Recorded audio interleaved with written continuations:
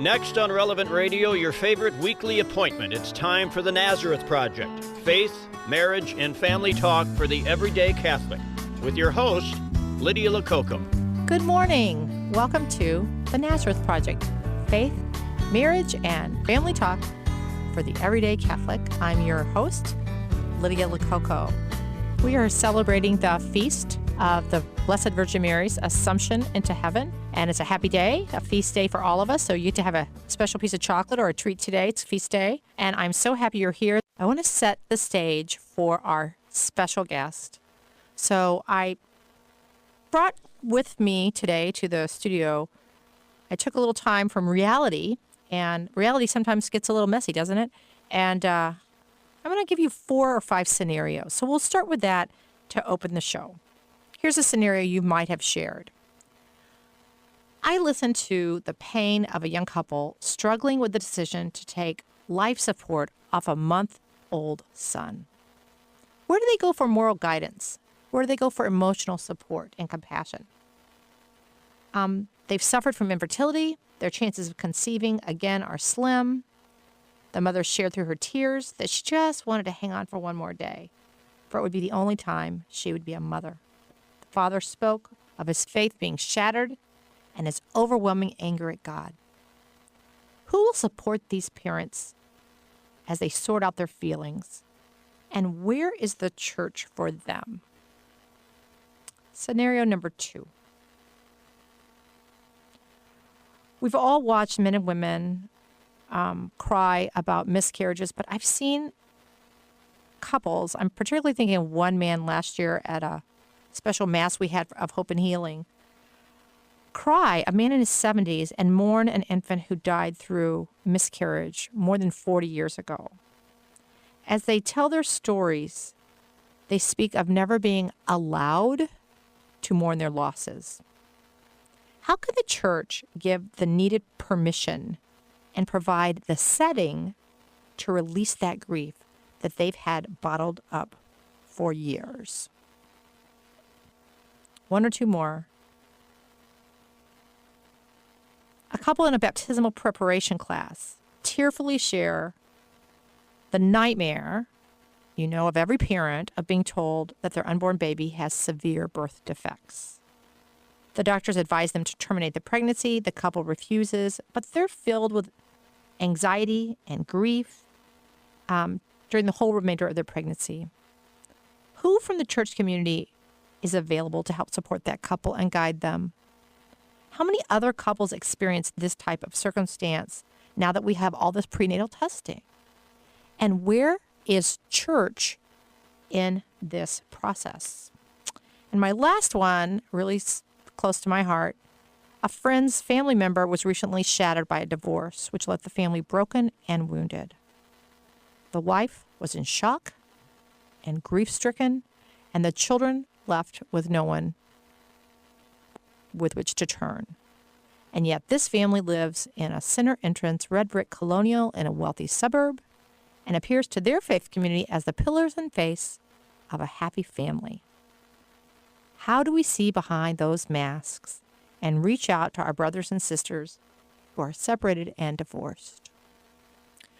These types of questions reveal real-life situations. And in the past, couples could rely on the presence and on the encouragement and on the support that were needed during childbearing years, when you're going to have miscarriages and special needs children maybe, and when the difficulties of everyday life seemed overwhelming during all those young adult years. We had a structure. We had a safety net. Families no longer feel that sense of community that automatically existed years ago.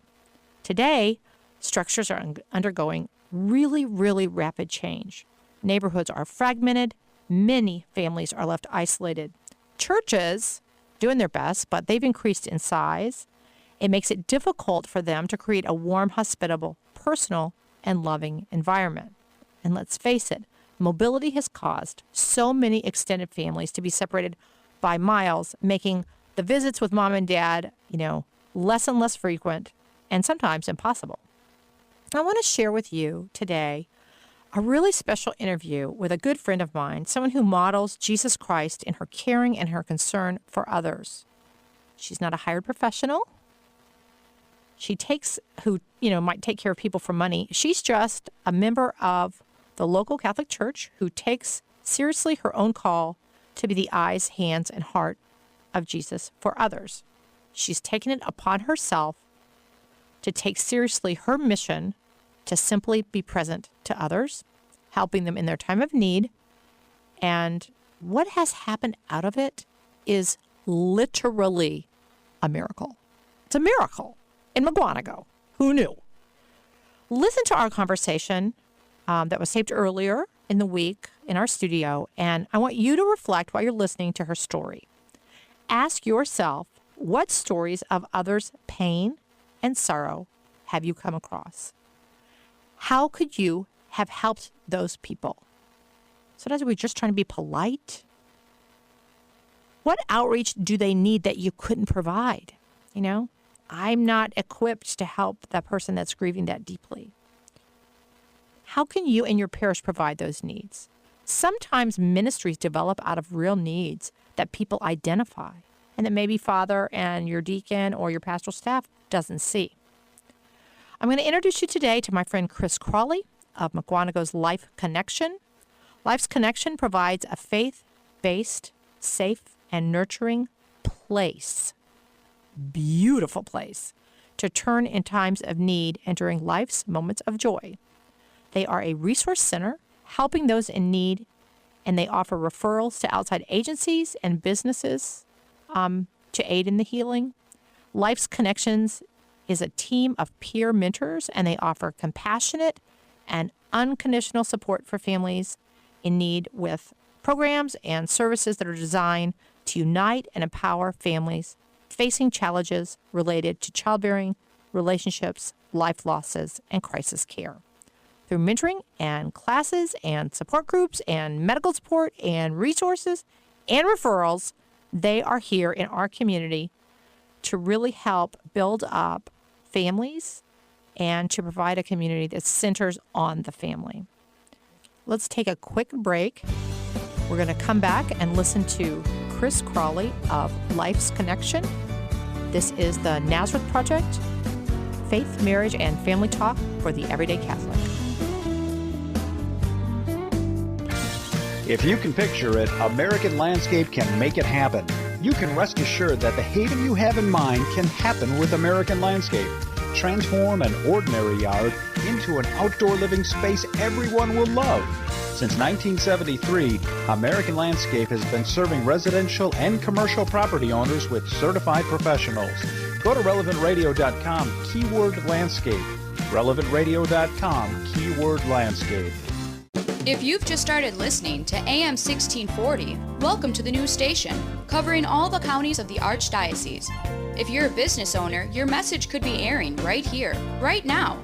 With 2 stations delivering the Nazareth Project and other great shows all weekend, your message will be heard by thousands of potential customers. Build awareness, brand your business, and drive traffic. Contact is easy.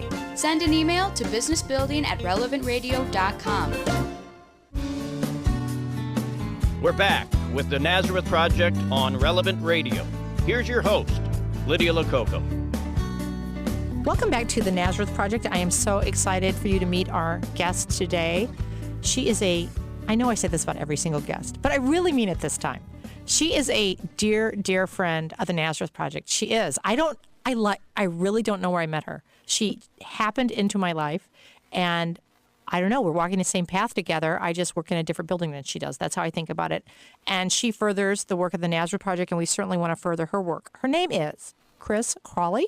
Many of you might know her, but if you don't, get your cup of coffee because you're about to have the best coffee clutch of your life. She's in our studio today because I asked her to speak to all of you about what she does.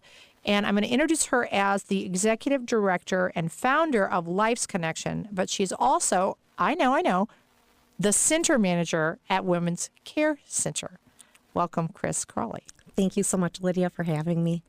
Now, this is going to be difficult because I don't have enough time, obviously, for us to chat for all morning, which you know I could do. So we're first going to talk about the Women's Care Center. And Krys, I want you to start at the beginning because not all of us know everything about all these great ministries. What is it? Where is it? And what do you do there? Women's Care Center was founded about 30 years ago, and we are in Milwaukee now. We've been here for 4 years. We are located right across the street from the largest abortion clinic in the state of Wisconsin on Farwell Avenue. And I'm going to interrupt you. What do you know roughly, because I do, what percentage of abortions they do for the state? A large percentage. They do over 60%. Yeah. Of all the abortions in the state of Wisconsin are done across the street from Women's Care Center. Yes. Okay. And they do late-term abortions to 23 weeks. Oh, my gosh. Yeah. Okay. So it's very sad. But we are making a great impact down there. And it has been nothing but a blessing to be able to be a part of this ministry that God has called me there during this time, this most important time while we are fighting for the lives of those moms and babies in Wisconsin. And really, Wisconsin is a pro-life state. There is no doubt about it. Women that go to the Women's Care Center, women that go to the abortion facility, really, many of them are very misinformed. And so through education, through love, through the mentoring, the women-to-women mentoring, that's what we do there. They can choose life for their babies, and we can help them along the way. So, do you have an ultrasound machine there? We do. And that's a big part of the ministry, isn't it? It's a huge part of the ministry. Right. Just yesterday, I had a young woman there who chose life after she saw the baby on ultrasound. And how many weeks was she? She was 12 weeks. And at 12 weeks, what does she see? I mean, she sees a human person. You'd think I'd remember. Yeah, I know. After 8 children, no, she sees. It's a baby. It's a baby, human person. Moving and the around. baby was moving around, waving, heartbeat, everything. Oh, my gosh. So she realized she had to learn, though, that the abortion procedures and the risks. And with that, and then seeing the ultrasound and what was going to happen, she just, being the wonderful mother that she already is, realized that this isn't what she was told. This isn't what she had learned her whole life. Did you, and then you throw her out on the street and say you're on your own? Oh, absolutely not. Nope.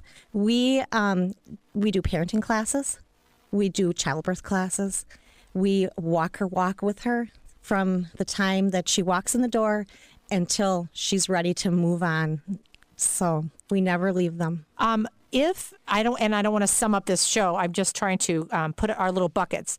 So let's say this really touches my heart, and I'm I'm a pro-life person, but I want to do something. How can I help the Women's Care Center on Farwell Avenue?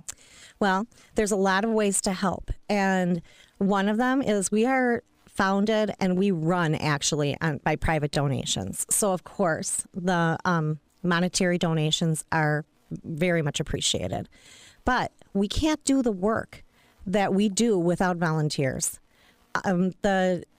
I have a staff of 11 women, and we are working very hard all day long. We cannot do the things that we need to do at the center without the work of volunteers. So if God is calling anybody to volunteer for us, we would very much appreciate that. I'm going to remind my listeners that anything you hear during our interview, any references or resources or websites, will be posted on nazarethproject.com. So you will find the Women's Care Center and their contact information. Now, you are the center manager there. So you manage this center that is booming. It is so busy. You go in there. I've gone there with the Archbishop for a tour. I'm on the board there myself. I help the Women's Care Center in any way that I can. But then, just when you think, it's not safe to go back in the water, Krys Crawley, you're on the other side of town. The most beautiful facility I have ever stepped foot in, Life's Connection. And I want to hear about what is Life's Connection, because I refer people, and I want, in your own words, you to tell our listeners what you do there. Well, Life's Connection is also, just like Women's Care Center, it is a one-to-one peer ministry, women's ministry. But the thing about Life's Connection is that we address many, many issues. We are the place to turn for women and men going through infertility, for miscarriage support, divorce support, grief and loss, and many issues, as well as crisis pregnancy. Where are you located? We are located in Mukwonago, Wisconsin. which is about 25 minutes from Milwaukee. Okay, so I've driven there. I've been there. It's gorgeous. But now, give me your street address. Where are you? It's at 307 North Rochester Street in Mukwonago, just off the expressway. And it's like a center. I don't want to say just for women because I know men are welcome too. But I mean, you walk in and immediately you feel the Holy Spirit. I don't usually talk in those terms, but I mean it sincerely. How did you even get this facility? Well, the thing that happened with Life's Connection is that it was a calling from God for me early on. This began long before I was at Women's Care Center. It began while I was working in my young 20s. I have been blessed to have had very many maternal mentors in my life. And these mentors have helped me through miscarriages, infertility, and many issues. So what was great was I worked in the ultrasound field at a busy center and felt God's calling me to leave. I had consecrated myself to the Blessed Mother in the late 90s. And, you know, Lydia, I've told you this before, that I said once you consecrate yourself to the Blessed Mother, it's like, put on your seatbelt. Oh, you're boy. going for a You're ride. in trouble now. Yes. You're in trouble. So that's what happened. So I felt that nudge and that he was calling me to leave my job. I ignored it for a few days and finally said, okay, Lord, I am going to do as Mary did and say yes. So guide me. I spent a year at home with my kids and nothing was happening until one day, about a year later, I was asked to start an Elizabeth ministry at our parish. This one-to-one mentoring for women was absolutely key to bringing people to the Lord, to strengthening our faith, and really to healing. And to healing, hope and healing. Right. So this was happening, and people from the community were coming to our Elizabeth ministry, and we realized that now it's the time. It was the time to be out in the community. So through this, I have a beautiful board of directors who also feel like this is a calling, this is a ministry, but it's a very holy ministry. But I mean, there are so many listeners, and they're saying, okay, lady, here's the deal. I'm in the kitchen. I'm called to this too. What has happened in your life is literally in front of my eyes miraculous, because I have walked in that building and going, okay, how did you get this building? And she's like, oh, so-and-so called me up and said, I have a building for you. Yeah, we prayed. We prayed, and God threw it in our laps. The literal most beautiful building. I mean, I just want to go there and tell every problem I have at that table. A beautiful building. You have a staff now, right? Yes. Oh, yes. And who pays for the light bills? Like, where do you get money? You know, we are also formed. We have private donors that give to us. They realize that our work is holy, that it is important, and that we are promoting the faith. We are doing it in the community, and they give. You know, Krys, I always tell people when they talk about money, I always say, I don't know what you're talking about, because I think people want to give money to renew the church, for catechesis and formation, to help heal people, to reach out to people in a pastoral way. I think there's not money is not a problem. Money will come if you're doing the Lord's work. It does, and then it bears fruit. And you are literally a living example. I always tell the story that Cardinal Dolan, when he was Archbishop and originally came up with the idea of the Nazareth Project, and that was before our few years of bankruptcy here. And we hope we are serving his mission, because he really envisioned the Nazareth Project. But one of the ideas that was, I think they discarded because they understood that it wasn't probably the charism of the Archdiocese to do it, but was kind of a Nazareth Project center. You know, obviously, you don't have to be a brain surgeon to understand there is such a need, especially for women, right? Yes. But ministry to separated divorce, like you said, infertility. People have problems with their children. They have all kind of problems, and they just need that like, that, I've been to the war. I've come back.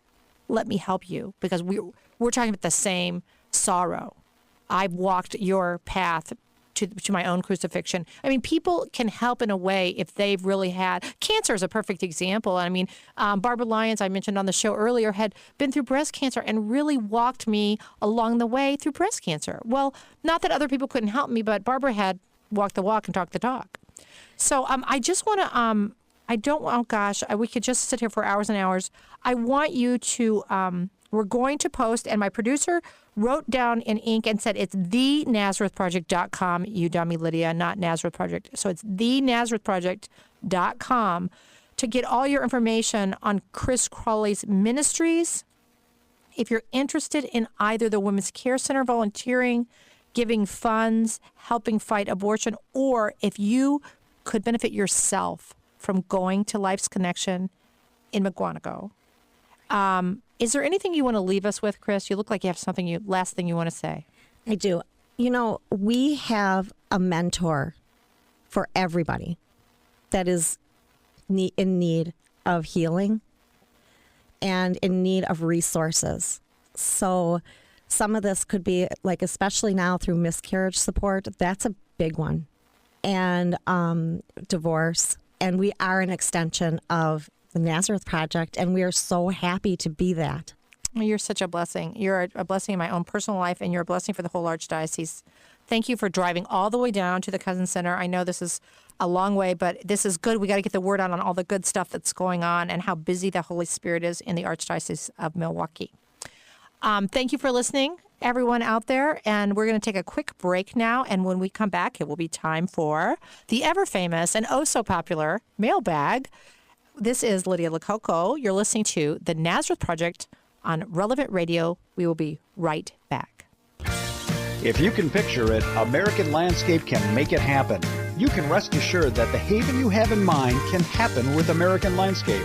Transform an ordinary yard into an outdoor living space everyone will love. Since 1973, American Landscape has been serving residential and commercial property owners with certified professionals.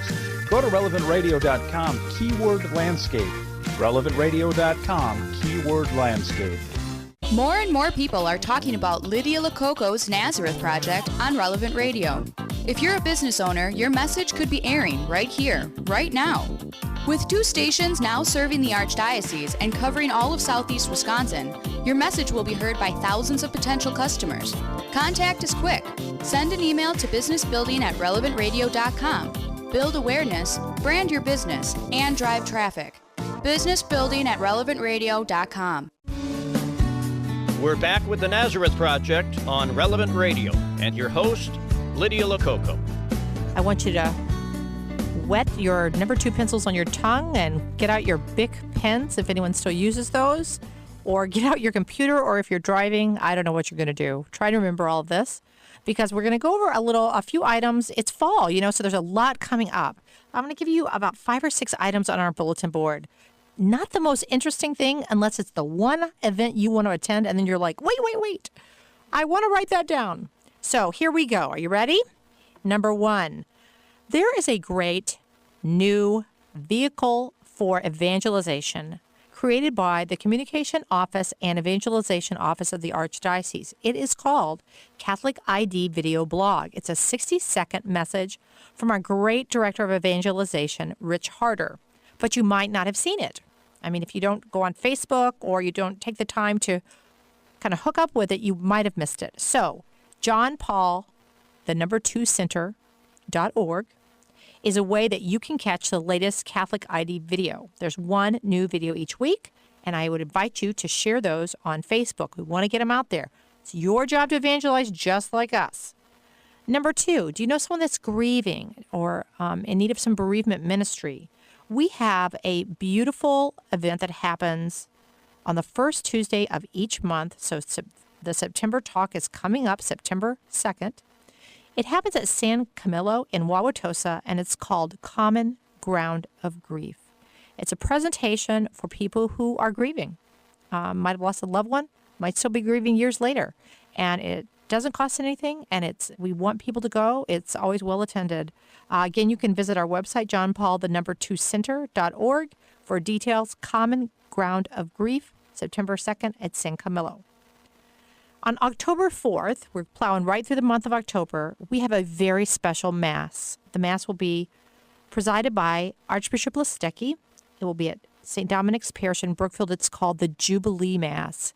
It's for people who are celebrating an anniversary of 25 years or 50 years or 50 plus years. This is our way of affirming and strengthening and promoting marriage. We want to celebrate those marriages, and it's really great. You sign up and register, and there are, a boutonniere and a corsage for the couple, and there's a light lunch afterwards, and the Archbishop stays, and you get a beautiful picture, a couple picture with the Archbishop. So it's at St. Dominic's this year. It will be at St. Dominic's on October 4th, and you can download a registration form at johnpaul2center.org. The next day is October 5th. We want to remember that it's Respect Life Sunday, but we also want to remember that it's the beginning of Hearts United. This is an event sponsored by the Rosary Evangelization Apostolate, and we try to support them in everything they do. So October 5th through the 7th at Krys King Parish is Hearts United. No registration is required. All the details can be found at heartsunited2014.org. Now, we're coming to the end of October, and you're thinking, it's a beautiful day. It's going to be fall Saturdays. What are we going to do on those weekends when it's so beautiful and we want to get out with the kids? Come to the Souls for Catholic Education Walk. It's Saturday, October 25th. It's at Mount Mary University. It is really when the entire Archdiocese comes together. Last year was the first year. It was just an amazing, amazing event. You can register for it at CatholicSchoolsWalk.org. CatholicSchoolsWalk.org. That's the month of October. I'll give you a few more dates in November. November 1st, we want to give a shout out to Women at Christ. It's at the Washington County Pavilion. You register at womenofchrist.net. I'm going to be there. Come by the Nazareth Project table. I think we're going to have magnets this year. Aaron, we're going to have magnets? We're going to have magnets. I love a good magnet. Come on. And all kind of free stuff at our table, all kind of flyers of upcoming events. Maybe there'll be candy. We'll get Jenny, my associate director, to bring candy. So it's Women of Christ, November 1st. And then the last thing I want to plug is November the 8th on Saturday is the Encounter Young Adult Conference. So if you're between the ages or know someone who is of 18 to 29, at the Cousin Center, we're going to have Encounter. It's one of only 2 national Steubenville Young Adult Conferences. Register at arisemissions.org. arisemissions.org. If you have questions about any of these things or the dates or the times or whatever, just call me. My number is 758-2214. That's what I'm here for. But we really want to put you in touch with what's going on in the Archdiocese. So that's it for our community bulletin board. I guess it's the end of our show now. I can't believe it. It's time for, It's time for What Really Matters. Let me think what really matters. Well, sometimes I have to read to myself over and over again Matthew 25. For I was hungry, and you gave me something to eat. I was thirsty, and you gave me something to drink. I was a stranger, and you invited me in. I needed clothes, and you clothed me. I was sick, and you looked after me. I was in prison, and you came to visit me. I have to remind myself that it isn't right doctrine, it isn't right liturgy, it isn't right catechesis for which I will be judged. I'm going to be judged, and all of you are going to be judged on did we love at our judgment day. And in the eyes of God, that is what really matters. Thanks so much for joining us today on the Nazareth Project, Faith, Marriage, and Family Talk for the Everyday Catholic. Today's show and all our past shows are available online at thenazarethproject.com. Coming up next week, it's Relevant Radio's Pledge Week. Now, that does not mean you skip listening to Relevant Radio. They need pledges to keep going. So listen, they're going to have all kinds of surprises and interesting things, but our show will not be on. So I want to make sure you come back on August 29th for our Back to School show and our special guest, Katie Connors. Thanks for chatting this morning. I'm Lydia Lococo. God bless your day. You've been listening to the Nazareth Project on Relevant Radio. Tune in next Friday morning at 9 for more faith, marriage, and family talk with Lydia. And for more information about today's guests and topics, visit thenazarethproject.com.